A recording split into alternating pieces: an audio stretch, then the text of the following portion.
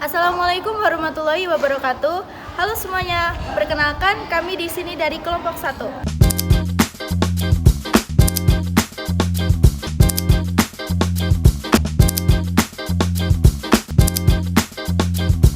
Di sini kami akan menjelaskan fikih tentang sumber hukum Islam.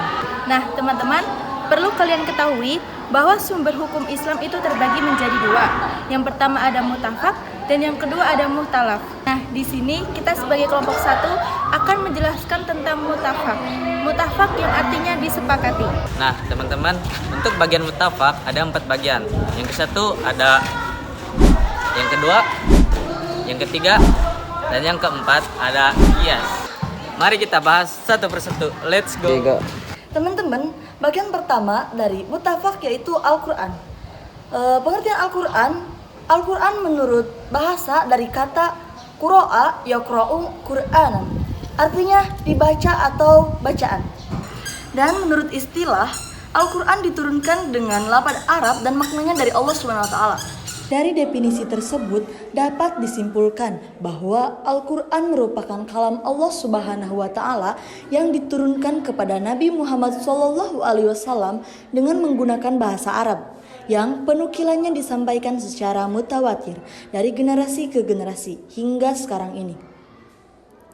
Dengan demikian, kebenaran dan keabsahan Al-Quran terjamin dan terpelihara sepanjang masa serta tidak akan ada perubahan. Yang pertama ada pokok isi kandungan Al-Quran. Isi kandungan Al-Quran meliputi tauhid, ibadah, janji dan ancaman, jalan mencapai kebahagiaan dunia dan akhirat, riwayat dan cerita atau kisah umat terdahulu. Selanjutnya, dasar kehujahan Al-Quran dan kedudukan sebagai sumber hukum Islam. Sebagaimana firman Allah Subhanahu wa Ta'ala, sesungguhnya kami telah menurunkan kitab kepadamu dengan membawa kebenaran, supaya kamu mengadili antara manusia dengan apa yang telah Allah wahyukan kepadamu. Dan janganlah kamu menjadi penantang orang yang tidak bersalah karena membela orang-orang yang hianat. Quran Surat An-Nisa ayat 105. Selanjutnya, pedoman Al-Quran dalam menetapkan hukum. Untuk itu, Al-Quran berpedoman kepada 3 hal, yaitu 1. Tidak memberatkan, 2. Meminimalisir beban, 3. Berangsur-angsur dalam menetapkan hukum. Nah, yang kedua yaitu Al-Hadis. Al-Hadis merupakan kumpulan perkataan, perbuatan, dan persetujuan Nabi Muhammad yang diriwayatkan oleh para sahabat dan pengikutnya. Al-Hadis merupakan sumber hukum kedua dalam Islam setelah Al-Quran. Nah, teman-teman, macam-macam hadis ada 3. Yang ke-1 ada ini, yang kedua ini, dan yang ketiga ada ini. Nah, teman-teman, yang pertama ada hadis qauliyah, yaitu hadis-hadis yang diucapkan oleh Nabi Muhammad SAW dalam berbagai kesempatan terhadap berbagai masalah. Yang kemudian dinukil oleh para sahabat dalam bentuk yang utuh seperti apa yang diucapkan oleh Nabi kita, Nabi Muhammad SAW. Nah, yang kedua ada hadis fi'liyah, yaitu hadis-hadis yang berkaitan dengan perbuatan yang dilakukan oleh Nabi Muhammad SAW, yang dilihat atau diketahui oleh para sahabat, kemudian disampaikan kepada orang lain. Yang ketiga ada hadis takririyah, yaitu perbuatan dan ucapan para sahabat yang dilakukan di hadapan atau sepengetahuan Nabi SAW. Tetapi beliau mendiamkan dan tidak menolaknya. Sikap diam Nabi Muhammad tersebut dipandang sebagai persetujuan.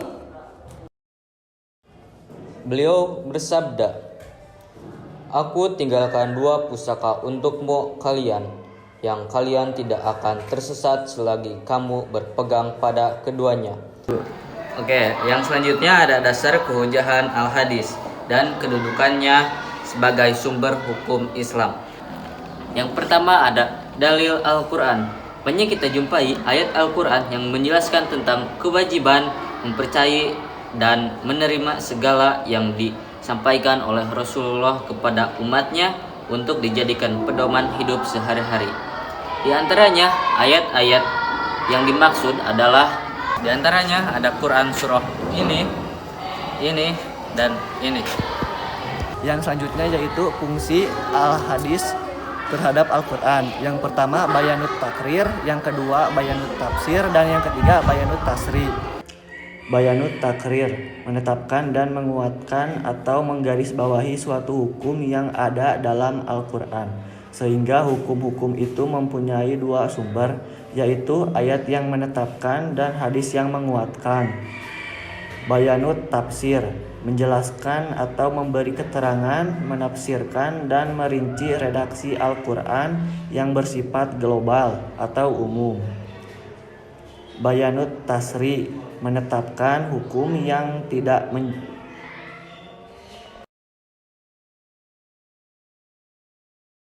Bayanut tasri, menetapkan hukum yang tidak dijelaskan oleh Al-Quran.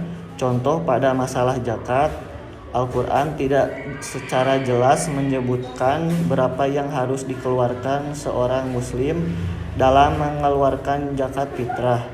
Nah, setelah itu mengenai tentang ijma. Secara bahasa, ijma dapat diartikan sebagai sepakat atau konsensus dari seseorang terhadap sesuatu. Adapun pengertian ijma dari ushul fikih dapat dikemukakan sebagai berikut. Selanjutnya, kehujahan ijma dan kedudukannya sebagai sumber hukum Islam. Yang pertama ada Al-Quran yang menerangkan ijma dan kedudukannya sebagai sumber hukum Islam, yaitu di dalam Quran surat An-Nisa ayat 115. Dan untuk yang kedua yaitu Al-Hadis yang diterangkan oleh hadis riwayat Imam At-Tirmidzi. Untuk selanjutnya yaitu rukun dan syarat ijma. Yang pertama, haruslah orang yang melakukan ijma itu dalam jumlah banyak dan tidak dikatakan ijma apabila hanya satu orang mujtahid. Tidak dikatakan sebuah kesepakatan apabila dilakukan hanya satu orang ulama. Yang kedua, seluruh mujtahid menyetujui hukum syara yang telah mereka putuskan dengan tidak memandang negara, kebangsaan dan golongan mereka. Yang ketiga, mujtahid yang melakukan kesepakatan mestilah terdiri dari berbagai daerah. Yang keempat, kesepakatan itu haruslah dilahirkan dari masing-masing mereka secara tegas terhadap peristiwa itu. Yang kelima, kesepakatan hendaklah dilakukan oleh mujtahid yang bersifat dan menjauhi hal-hal yang bid'ah, karena nas-nas tentang ijma mensyaratkan hal tersebut. Yang keenam, hendaklah dalam melakukan ijma mujtahid bersandar kepada sandaran buku yang disyariatkan baik dari nas maupun qiyas. Selanjutnya, macam-macam ijma. Menurut para sarjana hukum Islam, dilihat dari cara perolehannya, ijma dibagi menjadi dua bagian, yaitu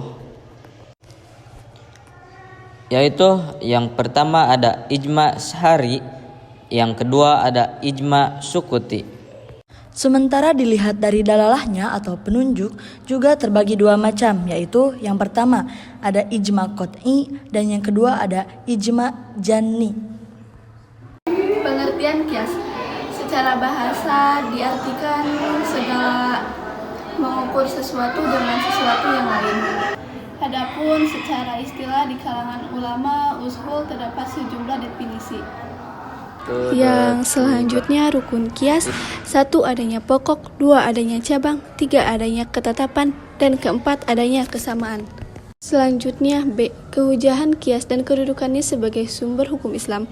Adapun dalil Al-Quran antara lain firman Allah Subhanahu wa Ta'ala, "Hai orang-orang yang beriman, taatilah Allah dan taatilah Rasulnya, dan ulil amri di antara kamu. Kemudian jika kamu berlainan pendapat tentang sesuatu, maka kembalikanlah ia kepada Allah dan Rasulnya. Jika kamu benar-benar beriman kepada Allah dan hari kemudian, yang demikian itu lebih utama dan lebih baik akibatnya."